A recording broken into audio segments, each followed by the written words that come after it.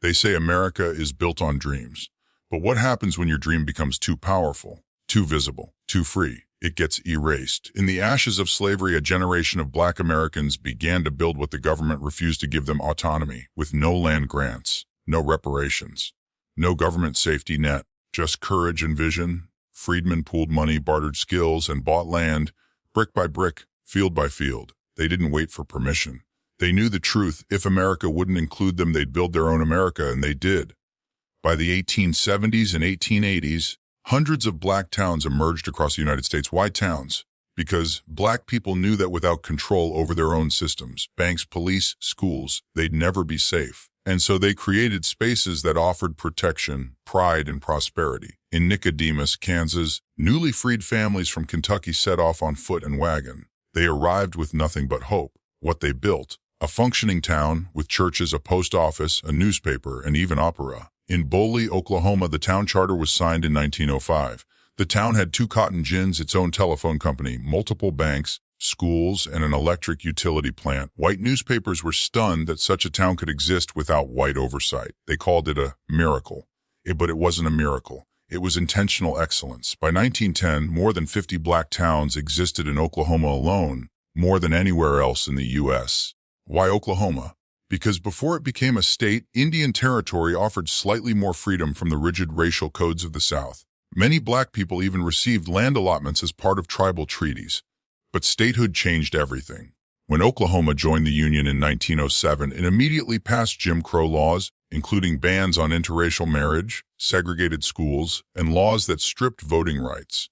The Black towns suddenly found themselves surrounded by white hostility. But they didn't back down. They built bigger. Among all the Black towns and neighborhoods, none gleamed brighter than Greenwood.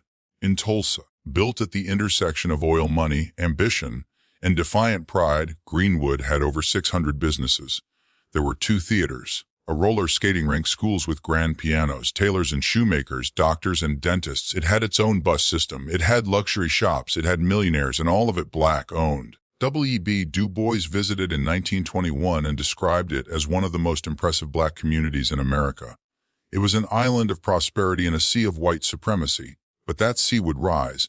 In May of that same year, a young Black shoe shiner named Dick Rowland entered an elevator with a white woman. What happened inside remains disputed. But the next day, Rowland was arrested. Tulsa's white newspapers ran inflammatory headlines. Whispers turned into mobs, and by nightfall, Greenwood burned. The destruction was not random. It was organized. White mobs were deputized and armed by local authorities. Police watched as fires spread. National Guard troops imprisoned thousands of Black citizens instead of protecting them. Some say planes dropped bombs, homemade incendiaries from the sky. Over 10,000 Black residents were left homeless. Property damage exceeded $30 million in today's money. But insurance companies refused to pay, calling the massacre a riot which voided coverage. It wasn't a riot, it was a purge. And Tulsa isn't alone. In 1923, Rosewood, Florida was a quiet, majority Black town. Families lived in peace, surrounded by pine forests, until a white woman claimed she'd been assaulted by a Black man. The accusation was false, but that didn't matter. Within days, white mobs burned Rosewood to the ground. Trains evacuated some Black residents. Others fled into the woods and never returned. By the time the fires stopped, the town was gone. Houses, churches, businesses all destroyed. For 70 years, no one was held accountable. The event vanished from school books and government records. Survivors were threatened into silence. Rosewood's children grew up afraid to say where they came from. In 1912, Oscarville, Georgia became the target. After 2 Black teenagers were accused of a crime against a white woman, white mobs lynched multiple men, beat women, and terrorized families. More than 1,000 Black residents fled overnight. Then, in the 1950s, the U.S. government built Lake Lanier, a man-made lake that covered the remnants of Oscarville.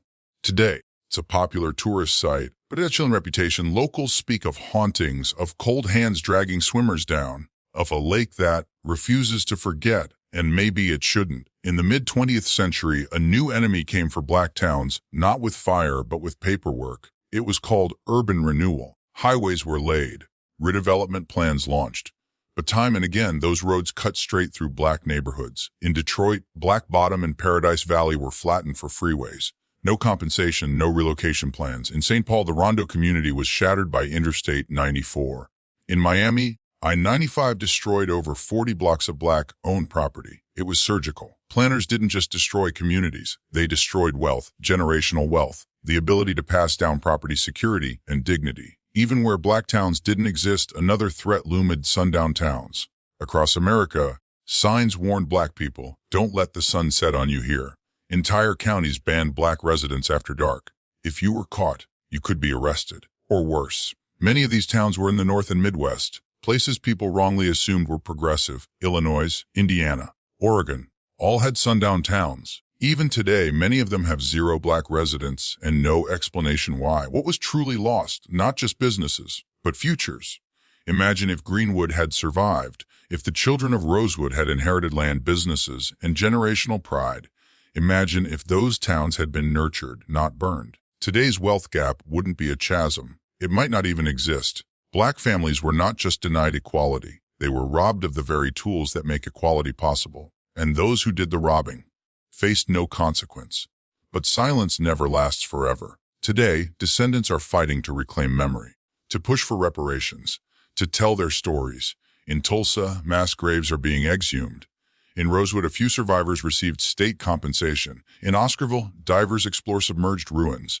And across America, a new generation is refusing to forget, because remembering is justice. Every time you hear a name like Greenwood, Rosewood, Nicodemus, or Boley, you're bearing witness. You're refusing to let erasure win. If this video moved you, don't let it end here. Share this. Talk about this. Tell someone what happened to these towns, because history buried is history repeated.